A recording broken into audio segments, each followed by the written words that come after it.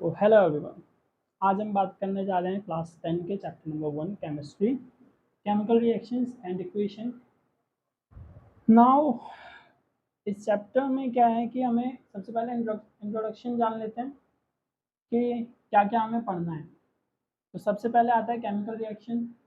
Chemical reaction क्या है? It is a process in which new substance with new properties are form. यानी कि ये वो प्रोसेस है, प्रोसेस कह लो कि आपने कोई भी काम किया या कोई भी ऐसी रिएक्शन करने की कोशिश की। जैसे कि जब हम दूध के अंदर दूध से दही बनाते हैं तो हमें दही जो है हमारा नया प्रोडक्ट है, तो हमें नया प्रोडक्ट मिलता है विद न्यू प्रॉपर्टीज़। और उसकी प्रॉपर्टीज़ भी क्या होती है? सारी की सारी नई प्रॉपर्टीज़ होती है। ऐसा नहीं है कि दही के अंदर में दूध वाली प्रॉपर्टीज़ मिल जाएंगी। ओके, सो ऐसी प्रोसेस जिसमें हमें नए सब्सटेंस जो हैं उनकी नई प्रॉपर्टीज मिलती हैं, इस टाइप की जितनी भी प्रोसेसेस होती हैं उन सबको हम क्या कह सकते हैं? Chemical reactions. यहाँ तक कि आपके जो पेट में डाइजेशन होता है हमारे स्टमक में, वो भी क्या है? हमारी केमिकल रिएक्शन।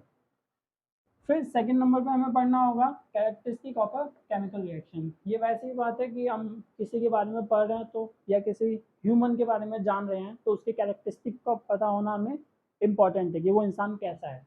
तो यही चीज़ है केमिकल रिएक्शन में भी, कि केमिकल रिएक्शन में हमें पता करना होगा केमिकल रिएक्शन के कैरेक्टरिस्टिक क्या हैं।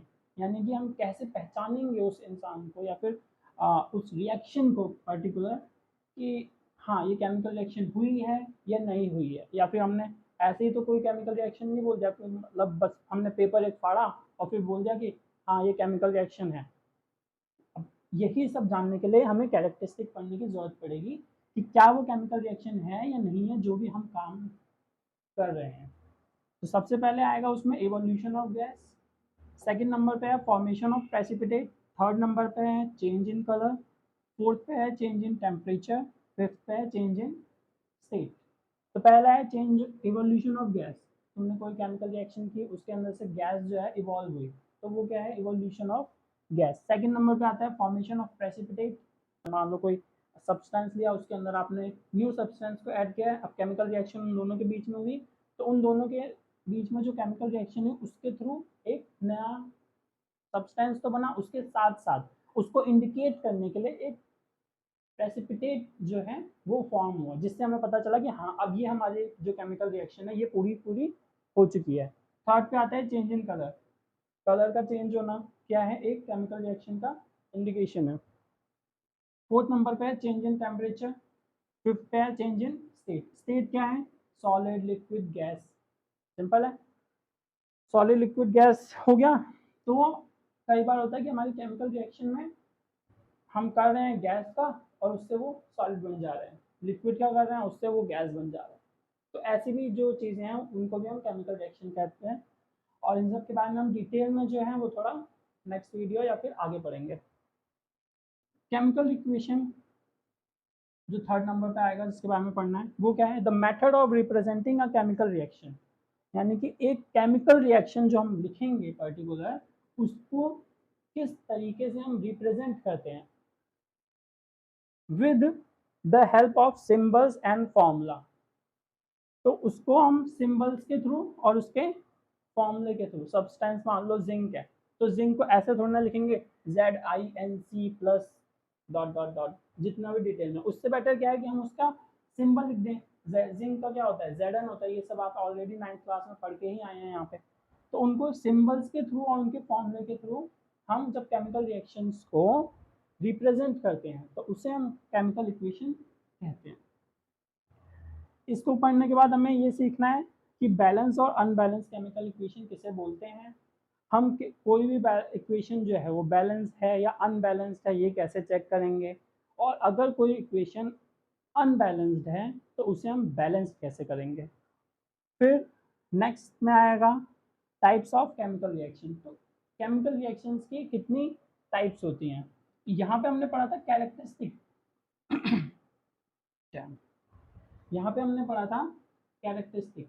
यहाँ हम पढ़ेंगे फिर लास्ट में केमिकल रिएक्शंस के टाइप। कौन कौन से टाइप है? कॉम्बिनेशन रिएक्शन, फिर आता है डिकम्पोजिशन रिएक्शन, फिर आता है displacement reaction, double displacement reaction, oxidation and reduction reactions. फिर लास्ट हमारा जो टॉपिक होगा वो बहुत ही छोटा सा टॉपिक है, जो मान के चलिए 2 से 5 मिनट लगेंगे मैक्सिमम। वो होगा effect of oxidation and reduction, कि आज के डेट में हमारा ऑक्सीडेशन और रिडक्शन से क्या इफेक्ट्स होते हैं डेली लाइफ में हमारी, और फिर हमारा यहाँ पे चैप्टर खत्म हो जाएगा। तो ये था इंट्रोडक्शन। तो इंट्रोडक्शन जानना ज़रूरी था, इसलिए मैंने इंट्रोडक्शन आपको बताया है। इसके अलावा क्लास 10th में आपको बस जितना जल्दी हो सके प्रिपरेशन कीजिए, और फिर अपने क्वेश्चन आंसर्स और एग्ज़ाम की तैयारी करना शुरू कीजिए। हेलो एवरीवन, तो स्टार्ट करते हैं अपना चैप्टर। सबसे पहला क्या हमारा जो था वो था केमिकल रिएक्शन। केमिकल रिएक्शन क्या थी? Process where new substance with new properties are found.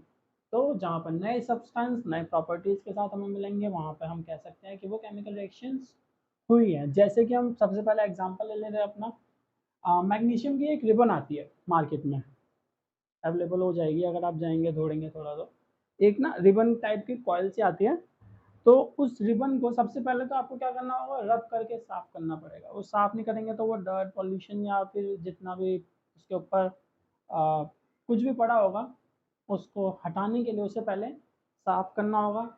अब उसे आपने जब अच्छे से रब करके साफ कर दिया है, तो उसको ऑक्सीजन के साथ रिएक्ट करवाइए। रिएक्ट करवाने का क्या मतलब है कि आप उसे लाइटर से, माचिस से, किसी भी चीज़ से जला दीजिए।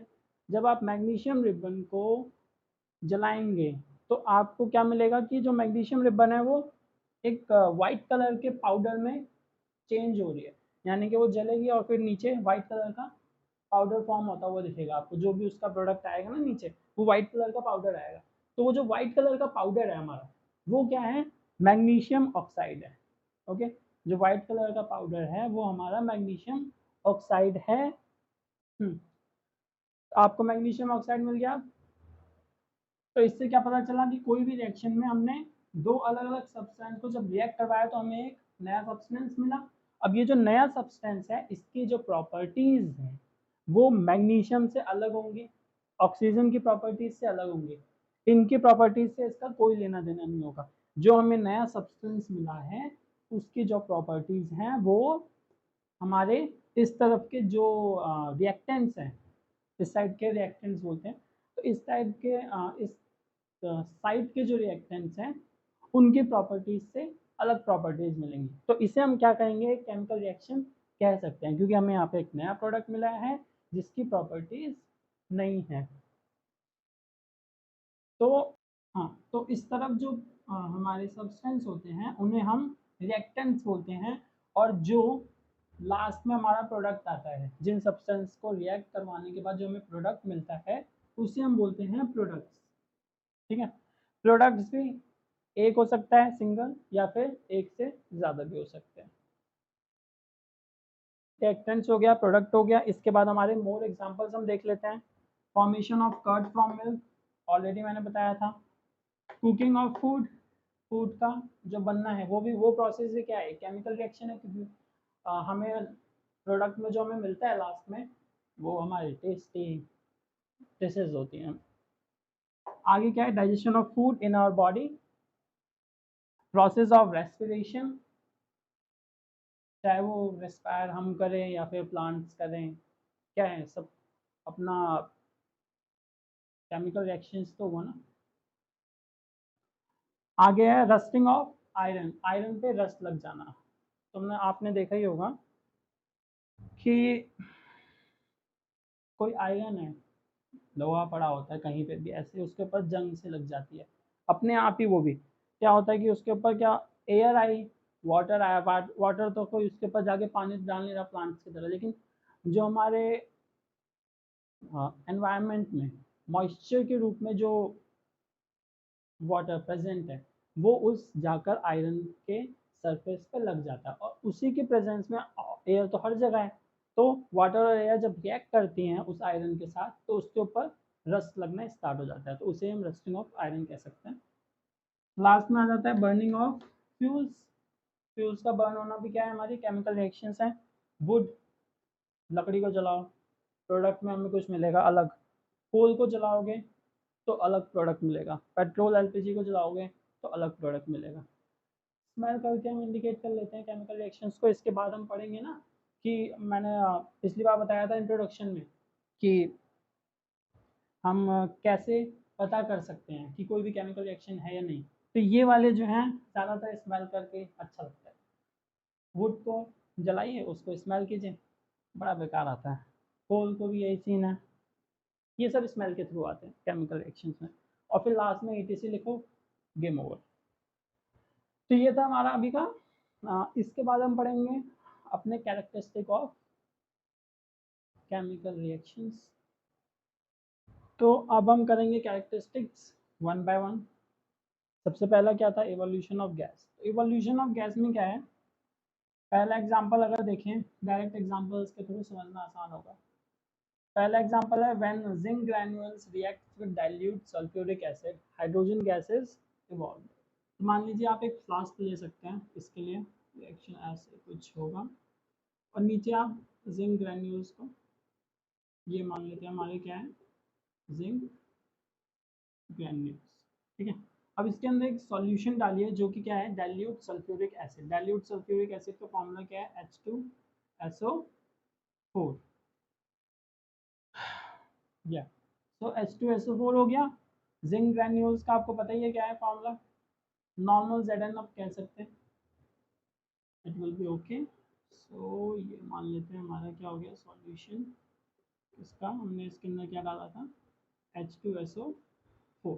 तो जब ये H2SO4 जिंक ग्रैन्यूल के साथ रिएक्ट करवाएगा, रिएक्ट करवाने के बाद क्या होगा कि हमें जो हमारा प्रोडक्ट मिलेगा लास्ट में, प्रोडक्ट हमारा क्या होगा, ऐसे आप रिएक्शन चाहे तो लिख सकते हैं, Zn plus H2SO4 give rise to ZnSO4 plus H2 gas, या इसको रहने दीजिए, सिर्फ H2 लिख लीजिए, ये हमारी रिएक्शन हो जाएगी।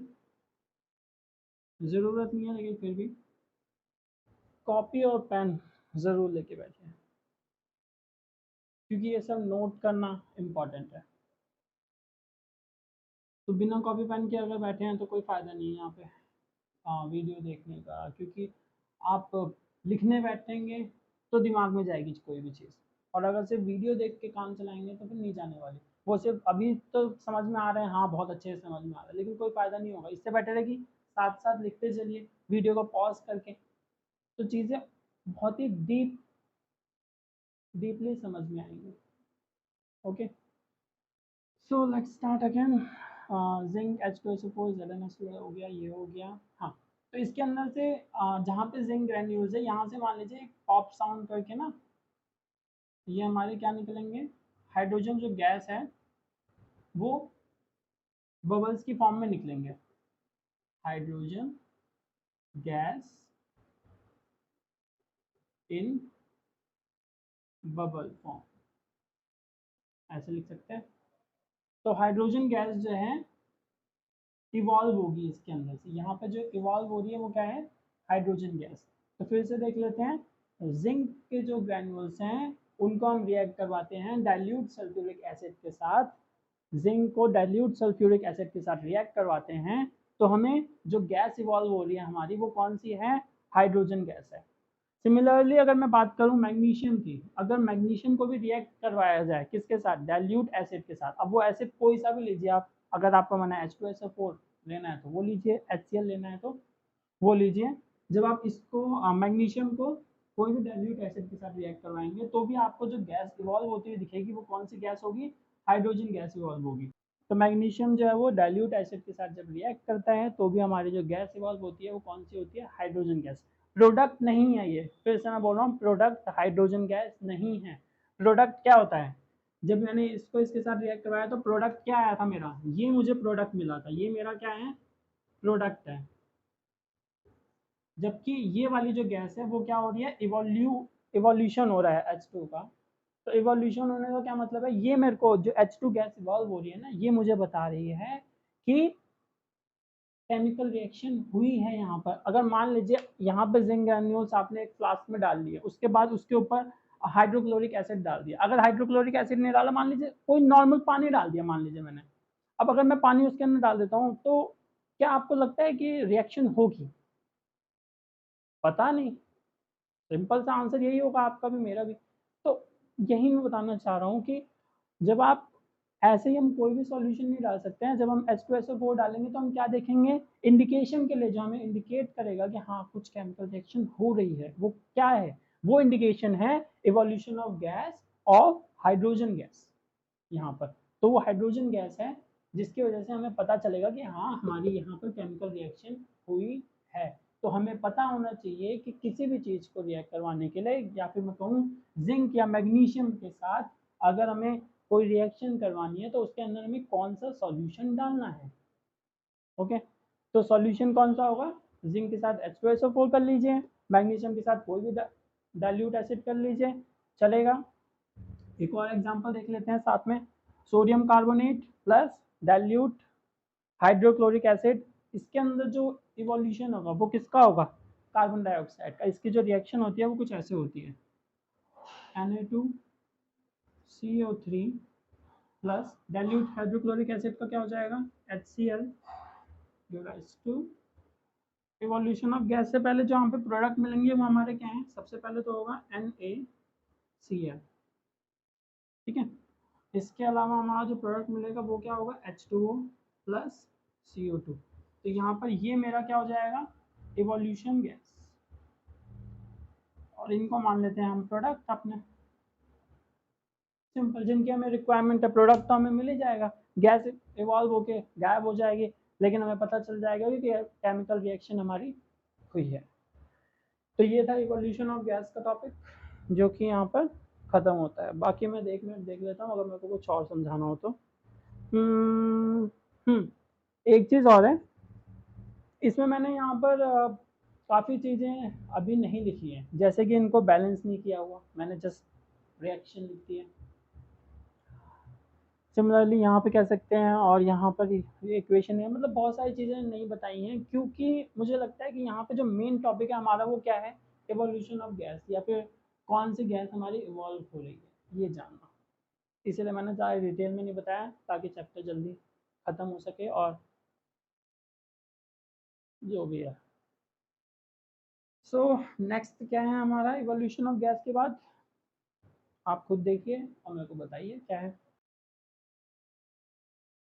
सो the next topic is precipitation. Precipitation define अगर मैं करूँ तो वो क्या होता है, तो a precipitation is a solid product which separates out from the solution during the chemical reaction. यानी कि आप जब भी कोई केमिकल रिएक्शंस करवाते हैं तो केमिकल रिएक्शन में, जैसे हमने इससे पहले इवोल्यूशन ऑफ गैस का पढ़ा था, इस बार क्या होगा, प्रेसिपिटेशन की प्रोसेस में एक सॉलिड टाइप का कुछ पदार्थ होगा, या हिंदी में तो बोल दिया, इंग्लिश में क्या बोलते हैं उसको मैं तो भूल ही गया, सॉलिड वेस्ट टाइप कह सकते हैं, ठीक है। तो सॉलिड प्रोडक्ट निकल के आता है बाहर। एग्जाम्पल लेते हैं, एग्जाम्पल क्या है, reaction between potassium iodide and light nitrate. तो पोटेशियम आयोडाइड को जब हम लेड नाइट्रेट के साथ रिएक्ट करवाते हैं तो जो हमें प्रोडक्ट मिलता है, प्रोडक्ट हमारे पास क्या आता है, KNO3। अब ये KNO3 क्या है, KNO3 है हमारा क्या, पोटेशियम नाइट्रेट, पोटेशियम नाइट्रेट। तो हमें जो प्रोडक्ट मिला है वो क्या है, पोटेशियम नाइट्रेट। इसको सर्कल नहीं करते, सर्कल सिर्फ उसको करेंगे जिसके बारे में बात हो रही है यहाँ पर। मेन रिएक्शंस में इसलिए बता रहा हूँ कि एक नॉलेज रहे, और जब क्वेश्चन आंसर्स आप करेंगे तो आपको याद रहे कि हाँ उस ये वो वाली रिएक्शन है जिसके अंदर प्रेसिपिटेशन हुआ था। ओके, बाकी ये इम्पॉर्टेंट बिल्कुल नहीं है इस वक्त जो हम यहाँ पर टॉपिक कर रहे हैं, उसके अकॉर्डिंग देखा जाए तो ये इम्पॉर्टेंट नहीं है। ये इम्पॉर्टेंट क्या है कि हमें प्रेसिपिटेशन क्या होता है ये पता करना है। तो अभी फिलहाल इसलिए मैंने कुछ ज़्यादा डिटेल में नहीं जाऊँगा, तो बस इतना जान लीजिए कि जो प्रोडक्ट मिला हमें क्या है, वो KNO3 पोटेशियम नाइट्रेट। और इसके साथ ही जब सॉल्यूशन हमारा जब हमें मिल गया पोटेशियम नाइट्रेट, अब हमें कैसे पता चल रहा है कि वो पोटेशियम नाइट्रेट ही है या कुछ और नहीं है। ओके, तो उसका जो केमिकल रिएक्शन होके जब हमें पूरी की पूरी केमिकल रिएक्शन हो जाएगी ना, तो आपको एक प्रेसिपिटेशन प्रोसेस जो होगी उसके थ्रू आपको एक प्रेसिपिटेट मिलेगा। वो क्या होगा, PbI2 which is lead iodide. Okay, so lead iodide होगा क्या, PbI2 प्रेसिपिटेशन के फॉर्म में येलो कलर का होगा वो, ठीक है। क्योंकि पहले जो ये सॉल्यूशन था, जब आप ये इसको डाला तो ये क्या था, कलरलेस था। ये जो था हमारा क्या था, कलरलेस था। यहाँ पे ये कैसा हो गया, येलो सॉल्यूशन हो जाएगा। प्रोडक्ट साइड में आके वो सॉल्यूशन कैसा हो जाएगा, येलो कलर का हो जाएगा। प्रेसिपिटेशन फॉर्म होगी तब आपको पता चल जाएगा रिएक्शन भी हो चुकी है और हमें हमारा जो प्रोडक्ट है KNO3 वो मिल चुका है। सेकेंड एग्जाम्पल है, सल्फ्यूरिक एसिड को जब बेरियम क्लोराइड सॉल्यूशन के साथ रिएक्ट करवाते हैं तो हमारा कैसा फॉर्म होता है प्रेसिपिटेट, वो कैसा है, व्हाइट प्रेसिपिटेट फॉर्म होता है। वो किसका होता है, बेरियम सल्फेट का। तो ये देख लीजिए, जब मैंने बेरियम क्लोराइड BaCl2 को सल्फ्यूरिक एसिड के साथ रिएक्ट करवाया तो जो प्रोडक्ट आया मेरा वो क्या आया, BaSO4 बेरियम सल्फेट और उसके साथ 2HCl, या फिर 2 का भी 2 मिनट के लिए हटा लेते हैं, सिंपल HCl जो है वो प्रोडक्ट के तौर पर आया। और इसके साथ जो ये बेरियम सल्फेट है, जो सॉल्यूशन या फिर जो प्रोडक्ट हमारा मिला है हमें, वो वाइट प्रेसिपिटेट की फॉर्म में मिला है हमें, ठीक है। किस फॉर्म में मिला है, वाइट प्रेसिपिटेट की फॉर्म में, और सॉल्यूशन क्या है, बेरियम सल्फेट का और HCl का, ऑब्वियसली बात है। लेकिन जो हमें मेन प्रोडक्ट जो हमारा वाइट प्रेसिपिटेट के साथ मिल रहा है वो क्या है, बेरियम सल्फेट। नेक्स्ट क्या है यार, अब कभी रेस कर। तो next is change in colour. Change in colour में क्या है, हम दो एग्जांपल देखेंगे जल्दी से। सिट्रिक एसिड प्लस पोटेशियम पर मैग्नेट। सिट्रिक एसिड क्या है हमारा, लेमन जूस कोई सा भी ले लीजिए, अपना नाम नींबू निचोड़ने वाला। सिट्रिक एसिड क्या, और एक पोटेशियम पर मैग्नेट का सॉल्यूशन होता है। उसके अंदर जब आप सिट्रिक एसिड को डालेंगे सॉल्यूशन को, तो एक सॉल्यूशन ऑब्टेन होगा जिसका जो कलर होगा, पहले तो इन दोनों का जो सॉल्यूशन था स्टार्टिंग में वो किस कलर का था, पर्पल कलर का था। ओके, तो हमें जो कलर है हमारा पर्पल कलर से वो चेंज हो जाएगा किसमें, कलरलेस में। यानी कि इस सॉल्यूशन का जो भी कलर होगा, जो भी क्या मतलब पर्पल कलर है, वो कलरलेस सॉल्यूशन में टर्न हो जाएगा। अच्छा खासा कलर था, पर्पल कलर अच्छा लग रहा था, लेकिन वो कलरलेस हो गया। कलरलेस होने से हमें क्या पता चल गया कि हाँ अब इसके अंदर रिएक्शन हो चुकी है, हमें कोई जो हमारा प्रोडक्ट है वो मिल चुका है। सेकेंड एग्जाम्पल है, सल्फर डाइऑक्साइड को जब हम पोटेशियम डाइक्रोमेट के साथ रिएक्ट करवाते हैं। पोटेशियम डाइक्रोमेट का जो हमारा कलर होता है वो कौन सा होता है, ऑरेंज कलर। तो यहाँ पर जो ऑरेंज कलर होता है वो चेंज हो जाता है किसमें, ग्रीन कलर में चेंज हो जाता है। तो यहाँ पे ऐसे हम चेंज इन कलर के थ्रू भी पता कर सकते हैं कि हमारी केमिकल रिएक्शन हुई है। नेक्स्ट आता है हमारा change in temperature. Change in temperature में क्या है, सबसे पहले एग्जांपल अगर देखें तो क्विक लाइम ले लीजिए, कैल्शियम ऑक्साइड नॉर्मल, उसके अंदर हमने वाटर ऐड किया। जैसे ही वाटर ऐड करेंगे तो वो स्लैक लाइम में चेंज हो जाएगा कैल्शियम हाइड्रोक्साइड के अंदर। अब ये कैल्शियम हाइड्रोक्साइड या फिर स्लैक लाइम में जो चेंज हुआ, चेंज होने के बाद आप क्या नोटिस करेंगे कि जैसे ही आपने पानी डाला ना कैल्शियम ऑक्साइड में, तो जो हीट है वो बहुत ज़्यादा हीट निकली उस सॉल्यूशन में से। मैं पानी डालते गया कैल्शियम ऑक्साइड में अपने, वो चूना बोलते हैं ना उसको हिंदी में, I guess not sure about it. तो जैसे ही आप पानी डालेंगे तो हमें स्लैक लाइम मिलेगा, और जैसे ही स्लैक लाइम मिलेगा उसके अंदर से हीट जो है बहुत सारी प्रोड्यूस होगी। तो इस टाइप की रिएक्शन जिसके अंदर हीट जो है बाहर आती है, हमारी केमिकल रिएक्शन से बाहर जाती है, इवॉल्व होती है या प्रोड्यूस होती है, उस टाइप की केमिकल रिएक्शंस को हम एक्सोथर्मिक रिएक्शंस बोलते हैं। उस टाइप के रिएक्शंस को हम क्या बोलते हैं, एक्सोथर्मिक रिएक्शंस। इसके बाद जो हमने अभी फर्स्ट में किया था ना, क्या था, इवोल्यूशन ऑफ गैस वाला, वो भी हमारी क्या थी, एक्सोथर्मिक रिएक्शंस। जिंक के अंदर H2SO4 हमने ऐड किया था, हाइड्रोजन गैस बबल आउट हुई थी ना उसमें से, तो वो भी क्या थी, एक्सोथर्मिक रिएक्शन थी। क्योंकि जो हाइड्रोजन गैस पॉप आउट हो रही थी, फ्लास्क जो हम उसको जब टच करके देखेंगे तो जो हमारा जो फ्लास्क है वो हमें कैसा लगेगा, हॉट लगेगा, गर्म होगा। तो गर्म होगा तो इससे क्या पता चला कि वो रिएक्शन क्या है, एक्सोथर्मिक रिएक्शन है, हीट जो है वहाँ पे प्रोड्यूस हो रही है।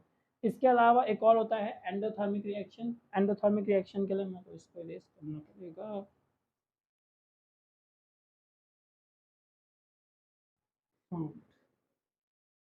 Barium hydroxide reacts with ammonium chloride to give barium chloride and ammonium and water. इसको रहने देते हैं, इसको रहने देते हैं। That's all. Yeah. तो जब बेरियम हाइड्रोक्साइड को हम अमोनियम क्लोराइड के साथ रिएक्ट करवाते हैं तो हमें जो हमारे प्रोडक्ट्स मिलते हैं वो क्या हैं? बेरियम क्लोराइड, अमोनिया और वाटर। अब नॉर्मल सी बात है, एक जैसे बोलते हैं लॉजिकली अगर आप देखें तो आपको यहाँ पर वाटर मिल रहा है, और वाटर का मिलने का मतलब क्या है कि जो मेरा लास्ट में जो प्रोडक्ट आएगा वो क्या होगा? ठंडा होगा। ठंडा होने का मतलब क्या है? हीट जो है वहाँ से पूरी तरीके से है ही नहीं। उसने इस जो सॉल्यूशन है, इस सॉल्यूशन को क्या बना दिया?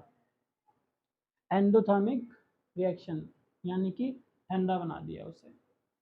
तो एक्सोथर्मिक रिएक्शंस वो हैं जिसके अंदर हीट जो है प्रोड्यूस होती है सॉल्यूशन में और वो गर्म हो जाता है हमारा सॉल्यूशन।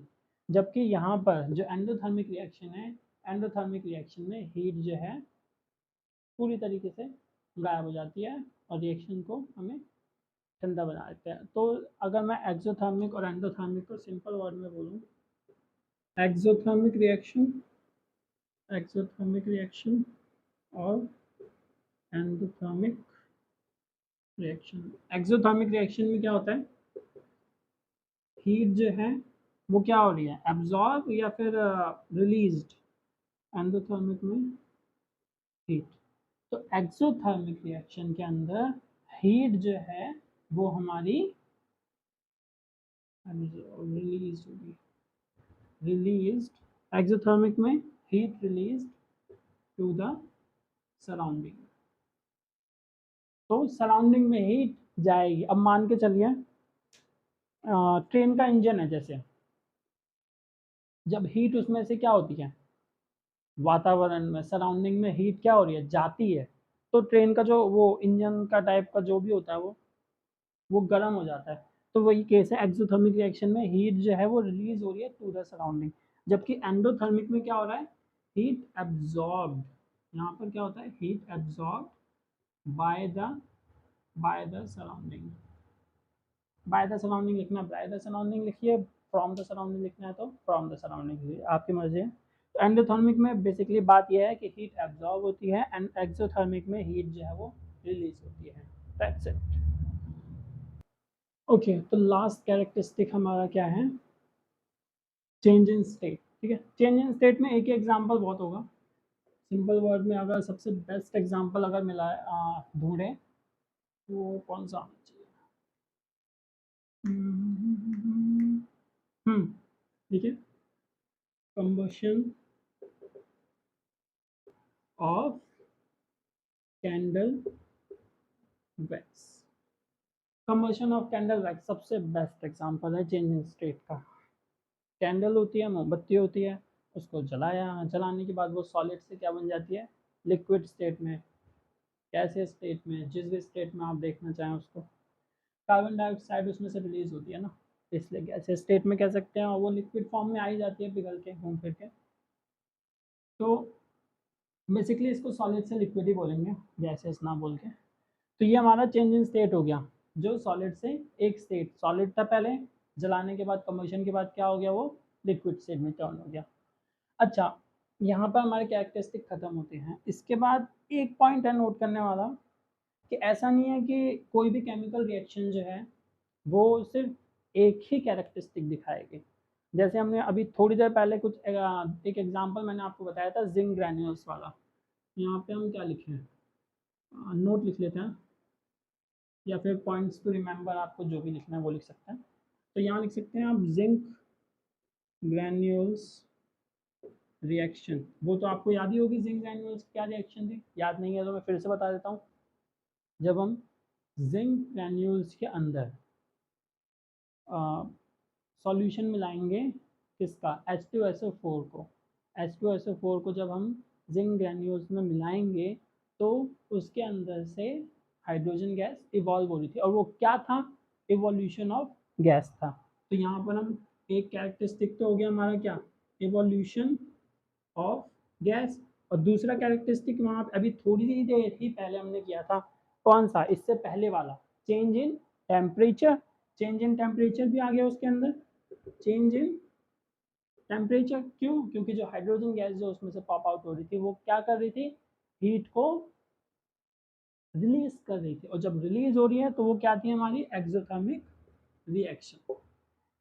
इसके अलावा दूसरा एक और एग्जांपल अगर आपको याद हो, जब मैं आपको बता रहा था प्रेसिपिटेशन जब बन रहा था, फॉर्मेशन ऑफ प्रेसिपिटेशन के अंदर जो हमारा सबसे पहला वाला एग्जांपल था, कौन सा था वो एग्जांपल बताइए कोई, अगर किसी को भी याद हो तो।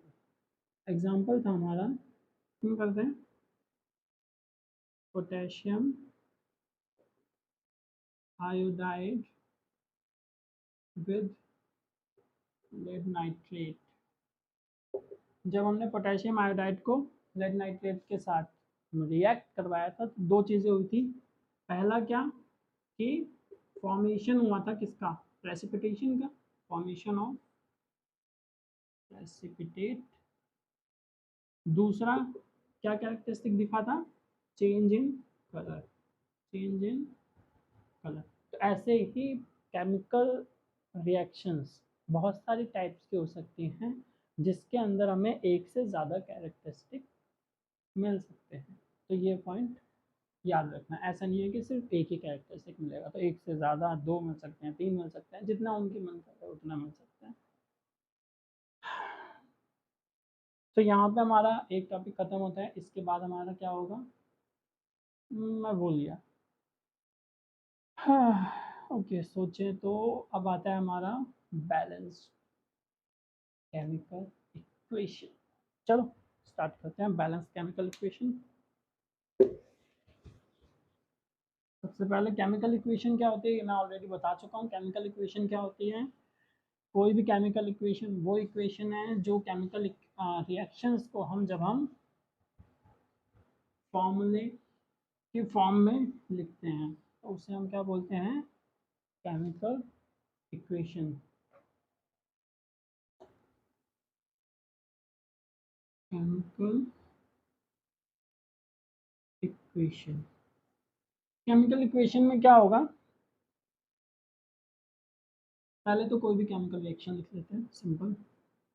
सबसे आसान वाली कौन सी है, कार्बन प्लस ऑक्सीजन से हमें मिलता है कार्बन डाइऑक्साइड, है।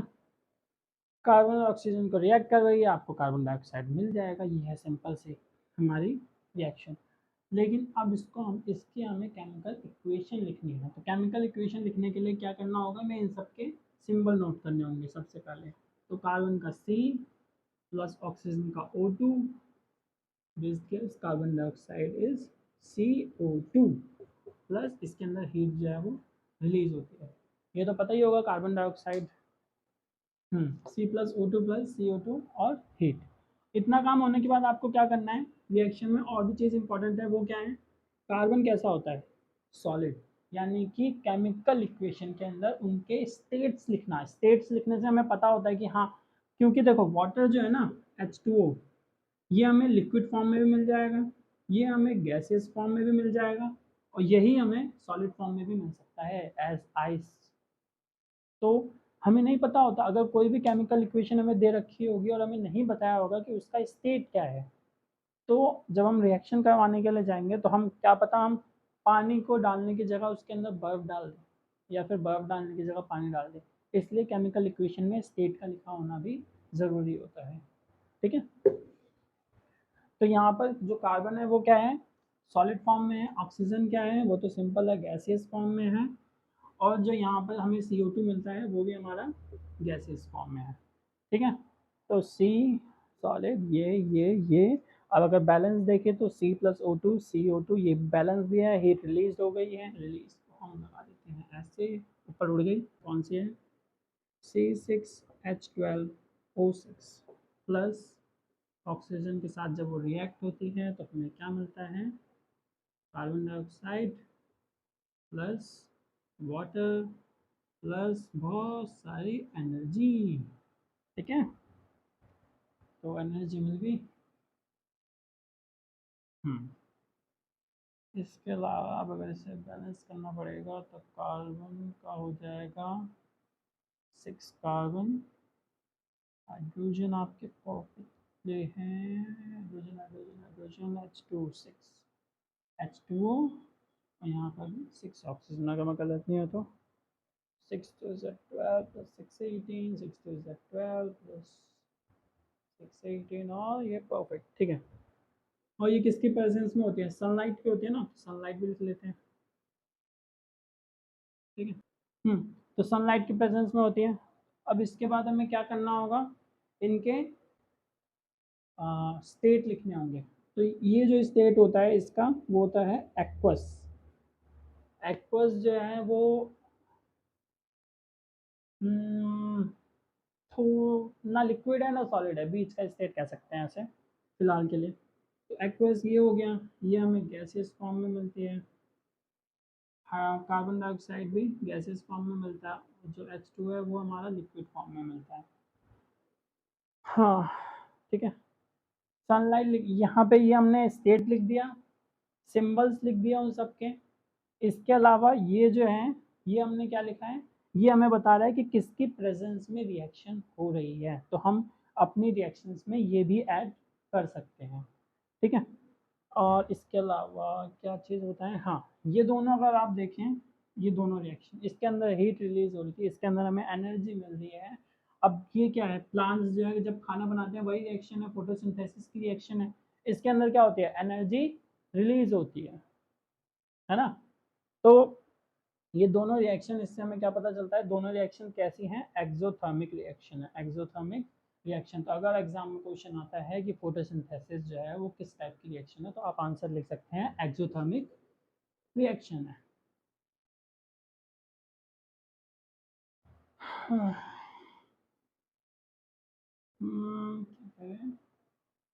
केमिकल इक्वेशन हो गया ना। अब हमें क्या सीखना है, किसी भी रिएक्शन को बैलेंस कैसे करते हैं।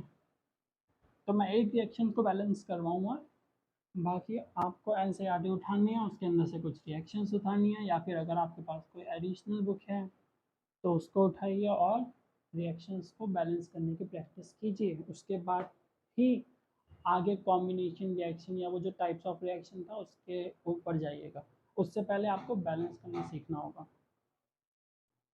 हम्म मैं कहाँ था, केमिकल इक्वेशन हो गया था, बैलेंस, हाँ। तो अब हम बैलेंस करना सीखेंगे। बैलेंस करने के लिए अभी जो एग्जांपल लिखा वही लिख लेते हैं।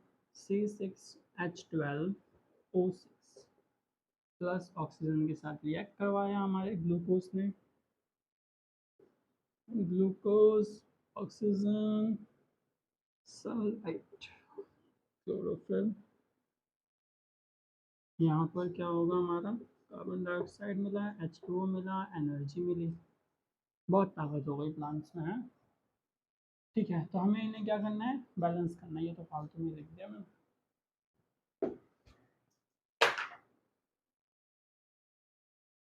हम्म बैलेंस करने के लिए रिएक्टेंट साइड में आपको क्या करना है, सबसे पहले रिएक्टेंट साइड लिखिए और यहाँ पर प्रोडक्ट साइड लिखिए। एक टेबल बना लेते हैं, किस किस के बारे में बात हो रही है ये भी देख लेते हैं। कार्बन है, हाइड्रोजन है, ऑक्सीजन है, बस यही तो है, और तो कोई नहीं है ना। कार्बन कितने हैं, हम्म कार्बन कितने हैं रिएक्टेंट साइड में, 6 है। और प्रोडक्ट साइड में कितने हैं carbon, boom boom boom 1। Hydrogen कितने हैं, 12, वाओ। इधर कितने हैं, 2। ऑक्सीजन कितने हैं, 6 प्लस 2, कितने, 6 1 2 3 8 है। इधर कितने हैं, 1 2 एंड 3, 3। तो अब हमें क्या करना है, सबसे पहले बैलेंस करते हैं कार्बन को, राइट। कार्बन को बैलेंस करने के लिए अगर मैं यहाँ पर 6 से मल्टीप्लाई कर दूँ तो कार्बन आई गेस बैलेंस हो जाएगा, 6 में 6, यानी कि यहाँ पर अगर मैं बैलेंस कर दूँ तो नेक्स्ट लाइन में जो होगा वो क्या होगा, C6H12O6 plus oxygen race to sunlight blah blah जो भी लिखना है, 6CO2 plus H2O plus energy. क्या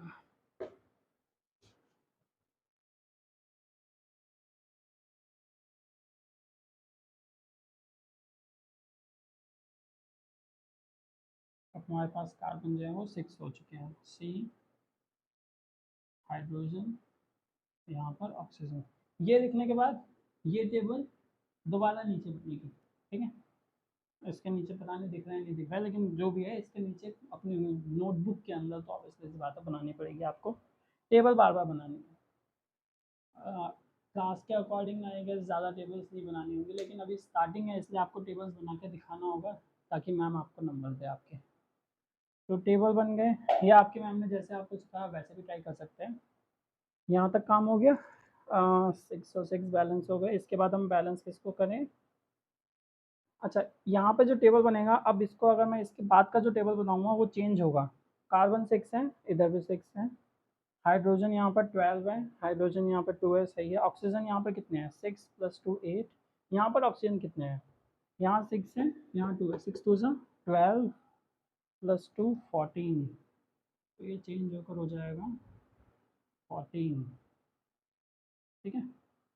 अब हमें क्या करना है, मल्टीप्लाई करेंगे, हाइड्रोजन को बैलेंस करेंगे, 2 6 12, तो हमारा हाइड्रोजन बैलेंस हो जाएगा यहाँ पर 6 के साथ, है ना। तो ये हम यहाँ इसके बाद ये टेबल बना, टेबल के बाद फिर से ये रिएक्शन लिखेंगे। जो बैलेंस नहीं होगी हमारी वो क्या होगी, C6H12O6 प्लस ऑक्सीजन जो कि हो जाएगी 6CO2 plus 6H2O plus energy. और इसके बाद फिर मैं फिर से टेबल बनाऊंगा। टेबल तो मेरी तो बनी हुई है, लेकिन आपको बनानी है, तो ये बात याद रखिएगा। टेबल बनाने के बाद चेक करिए दोबारा, C6 कार्बन 6 है, कार्बन 6 है, हाइड्रोजन 12 है, यहाँ पर भी हमारे पास 12 है, 6 2 12, परफेक्ट। ऑक्सीजन कितने हैं चेक करते हैं, यहाँ पर कितने ऑक्सीजन, 6 + 2 8 हो गए, ठीक है। यहाँ पर कितने ऑक्सीजन है, 6 2 12 और 6 ऑक्सीजन यहाँ पर है। यहाँ देखिए कभी भी ना गलती ये नहीं करनी कि कार्बन के साथ भी 2 जोड़ दिया, ये ऑक्सीजन का 2 अलग है। यहाँ पर हाइड्रोजन के साथ जो 2 है वो हाइड्रोजन का 2 है, ऑक्सीजन यहाँ पर सिंगल है, तो ये 6 ऑक्सीजन है। कितने ऑक्सीजन है, 6 ऑक्सीजन है। यहाँ पर कितने ऑक्सीजन है, 6 O2 नीचे है, तो 6 2 12 ऑक्सीजन है। यहाँ पे 12 + 6 कितना हो गया, 18 ऑक्सीजन हो गया। तो टोटल जो ऑक्सीजन के नंबर हो गए हमारे पास कितने हो गए, वो 18 हो गए हैं। तो यहाँ पर मैं इरेज करूँगा,